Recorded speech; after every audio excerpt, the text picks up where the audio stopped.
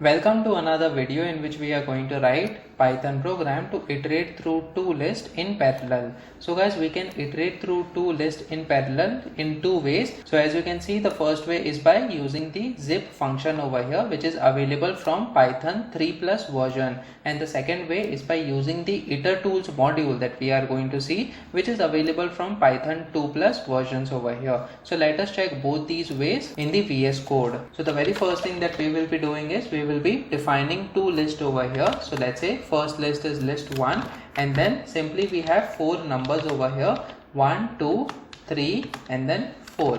Now guys, in the second list we will have certain alphabets over here. So we name it as list 2 and the alphabets are A, B, C. So we are going to keep only 3 alphabets, that is A, B and then C over here. So as you can see, we have 4 numbers in this case, that is 4 elements in list 1 and 3 elements in list 2. We are going to see what is the main difference between the zip function and the itertools module when we are going to iterate through two lists in parallel. So guys, over here what we will be doing is we will use the for loop, and then we will have two variables, that is I and j, which will be iterating through the elements of the tuple that will be returned by the zip function over here. So ij in, and we are going to use zip over here. So as you can see, it yields tuples until an input is exhausted. So inside zip we are going to provide two lists, that is list 1 and list 2.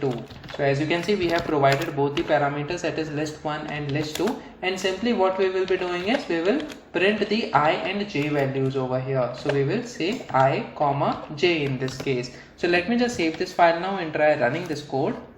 So as you can see, we have got 1a, then 2b and 3c using the zip class over here. So it is not a method, it is a class that is being suggested by the VS Code. Now guys, what we will be doing is we will also see how itertools works. So basically we are going to import this module. So basically this is the module over here which we are supposed to import. So we say import, and then we have itertools over here. Now guys, inside the itertools we have certain methods that we can use. So again we will be using the for loop, and we will go through the I and j variables, and then we have in, and this time we will be using the itertools module. Inside this we have a class that is called as zip longest. So as you can see, this is the class zip underscore longest, which returns a zip longest object whose next method returns a tuple where the ith element comes from the ith iterable argument. So basically this will also return us the tuple, and we can iterate through the two variables, that is I and j over here. So inside this also we are supposed to provide list 1 and list 2. So we are going to provide first parameter as list 1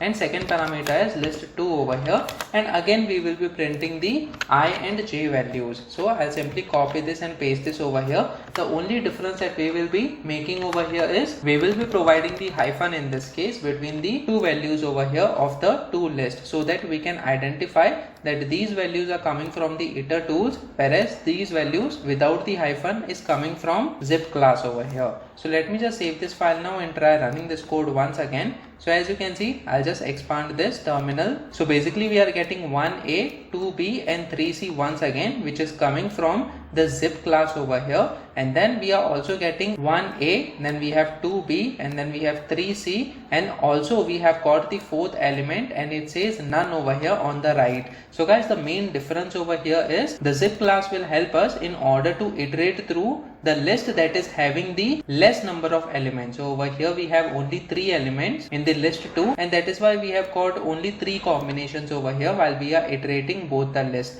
Whereas the itertools will help us in order to iterate through the longest list over here, which is list 1 in this case. So all the elements of list 1 will be appearing on the left hand side, since we are providing I on the left hand side over here, and the j that is representing the list 2, it is only providing us the 3 elements, and then the fourth element is being represented as none over here. So guys, this is the main difference, and these are the two ways using which you can iterate through two lists over here in parallel. Guys, what will be the output if we provide more 2 elements over here? So let's say we have D and then we have E over here as well. So what will be the output output if we use just the zip class in this case? Comment in the comment section below. Let us see whether your answer is correct or not. So please make sure that you practice on your own so that you get the correct answer, and you can comment in the comment section below. Make sure that you like this video so that it reaches to more people, and subscribe to the channel so that you get the notifications on upcoming videos as well. The next video that we are going to talk about is Python program to check the file size. So stay tuned.